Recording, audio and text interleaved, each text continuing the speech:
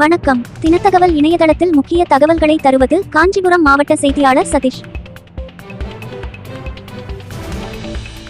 காஞ்சிபுரம் மாவட்டம் திருப்பெரும்புதூர் வட்டம் பொடவூர் ஊராட்சியில் அருள்மிகு ஸ்ரீ கங்கையம்மன், ஸ்ரீ எட்டியம்மன், ஸ்ரீ மாரியம்மன், ஸ்ரீ துலுகாத்தம்மன், ஸ்ரீ எல்லையம்மன் ஆகிய கோவில்களில் ஆடி திருவிழாவை முன்னிட்டு சிறப்பு அபிஷேக அலங்காரங்கள் செய்யப்பட்டு பொதுமக்கள் பொங்கல் வைத்து வழிபாடு செய்தனர்.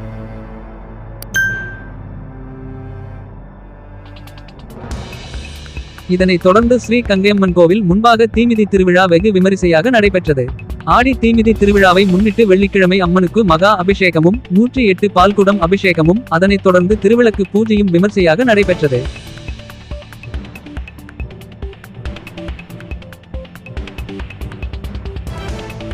சனிக்கிழமை அம்மனுக்கு வர்ணிப்பு நிகழ்ச்சியும் பொங்கல் வைத்தலும் நடைபெற்றது. அதனைத் தொடர்ந்து சென்னை புகழ் அன்னை ரிதம்ஸ் கச்சேரி சிறப்பாக நிறைவு பெற்றது. ஞாயிற்றுக்கிழமை காலை கணபதி ஹோமம், அம்மனுக்கு மகா அபிஷேகம் நடைபெற்று மதியம் கூழ் வார்த்தல் நிகழ்வு சிறப்பாக நிறைவு பெற்றது. அதனைத் தொடர்ந்து மாலை காப்பு கட்டி விரதம் இருந்த பக்தர்கள் தீக்குண்டம் இறங்கி தீ மிதித்து நேர்த்திக்கடன் செலுத்தினார்கள். தீமிதி திருவிழாவை தொடர்ந்து ஏராளமான பக்தர்களுக்கு அன்னதானம் வழங்கப்பட்டது. இந்நிகழ்வில் சுற்றுவட்டார கிராமத்திலிருந்து ஆயிரக்கணக்கானோர் பங்கேற்று இறைவனை தரிசித்தனர். பின்னர் விழா குழுவினர் தினமணி தலைமையில் சுரேஷ் முன்னிலையில் கோவில் நிர்வாகி ராஜேஷ் செய்தியாளர்களை சந்தித்து நிகழ்ச்சிகள் குறித்து விளக்கமளித்தார். எல்லையம்மன் அருள் கொண்டு இன்று ஆவணி மாதத்தில் திருவிழாவானது கூழ்வாத்தல் திருவிழாவானது சீரும் சிறப்புமாக பொடவூர் கிராமத்தில் மதிப்பிற்குரிய திரு தினமணி மற்றும் அவரின் கோவில் நிர்வாக குழுவின் சார்பாக சீரும் சிறப்புமாக நடைபெற்றது. கிட்டத்தட்ட எங்களுடைய பொடவூர் கிராமத்தின் வரலாறானது 150 வருடங்களுக்கு முன்பானது. 150 வருடங்களில் முதல் முறையாக தீமிதி திருவிழாவானது 2026 இன்று ஞாயிறன்று நடைபெற்றது. அது மிகவும் நல்ல முறையில் சீரும் சிறப்பமாக நடைபெற்றது. எங்களுடைய கிராம தேவதையை 42 வருடங்களுக்கு முன்பாக நாங்கள் சென்று பார்த்தோம். இன்று அந்த தேவதையை நாங்கள் சென்று பார்க்கலாம் என்று பொடவூர் கிராமமே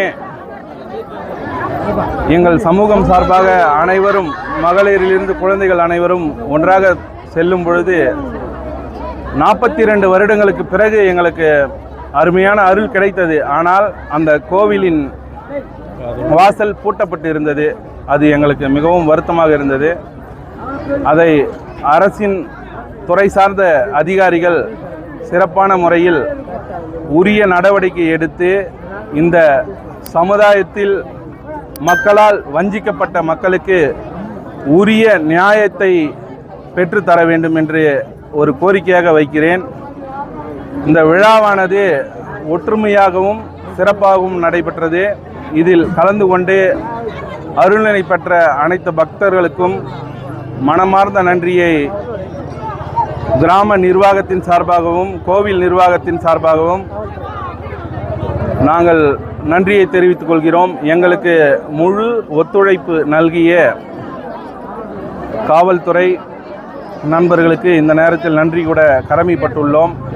மற்றும் தீயணைப்பு துறையினர் அருமையாக உடனிருந்து அனைத்து நடவடிக்கைகளுக்கும் எங்களுக்கு பக்கபலமாக இருந்து முதல் முறையாக நடப்பதனால் சில தடுப்புகளை போடுவதற்கு நாங்கள் தவறிவிட்டோம். இருந்தாலும் காவல்துறை அரணாக இருந்து அனைத்து விவரங்களையும் தெளிவாக கவனித்து எங்களுக்கு பாதுகாப்பு அளித்தனர்.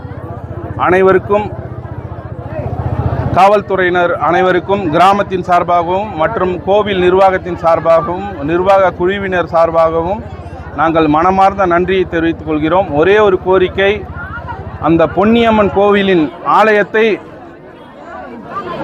நாங்கள் வழிபடுவதற்கான வழியை ஏற்படுத்தி தர வேண்டும் என்று தாழ்மையுடன் சிரம் தாழ்ந்து கேட்டுக்கொள்கிறோம். ஓம் சக்தி பராசக்தி.